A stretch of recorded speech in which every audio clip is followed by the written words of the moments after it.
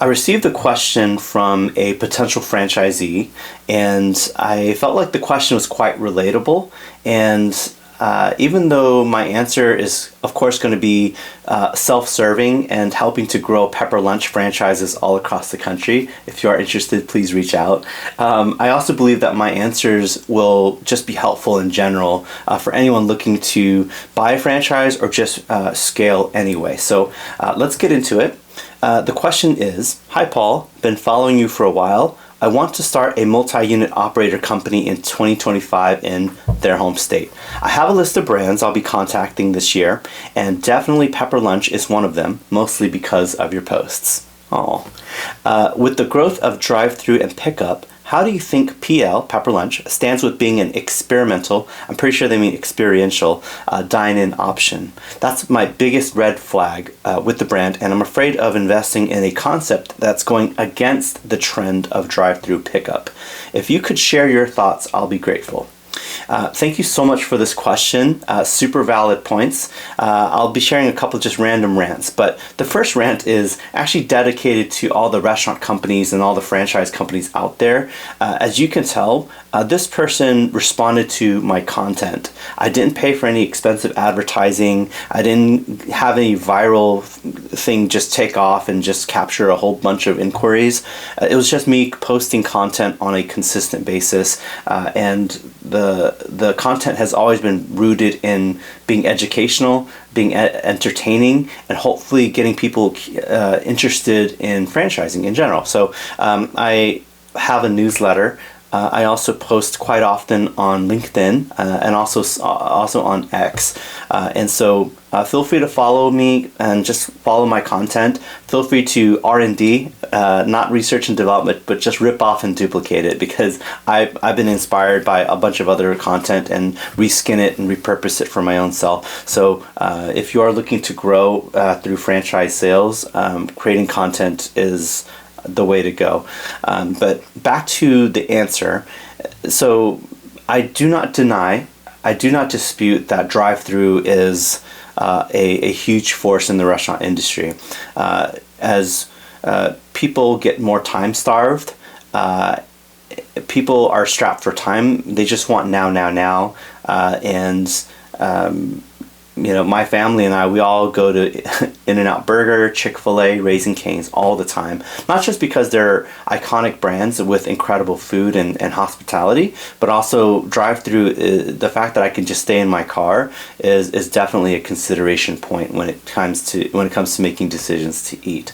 However, that's just one facet of the restaurant industry, and not only that, it's only one facet of why people eat. A lot of other people dine to. Nowadays, people aren't just looking for. They're not just looking to buy things. They want an experience. And so, what's unique about Pepper Lunch's model is that customers get to actually be the chef and actually get to be part of the cooking process. Of course, we curate the best quality ingredients. We give them all the parameters and boundaries to make sure cooking the food is safe and is guaranteed to have a delicious outcome.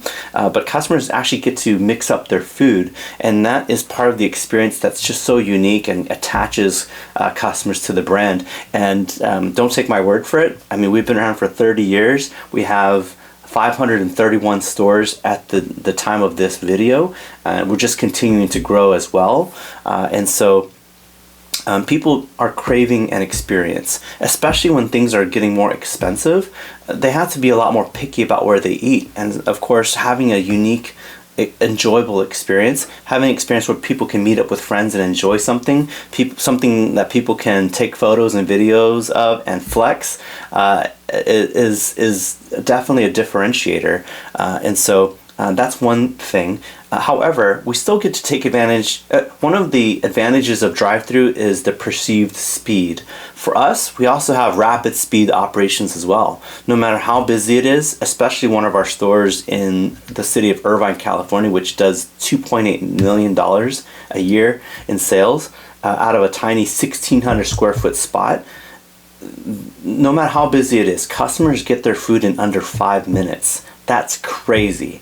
And customers still do relate speed to service, and we check that box even though we don't have drive-thrus.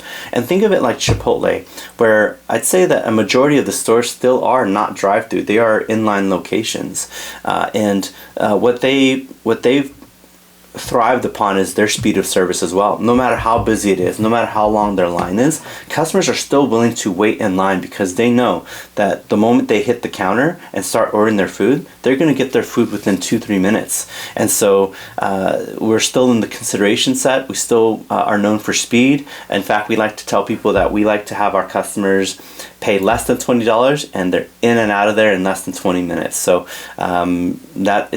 we still get the benefit of drive-thru without having to be a drive-thru.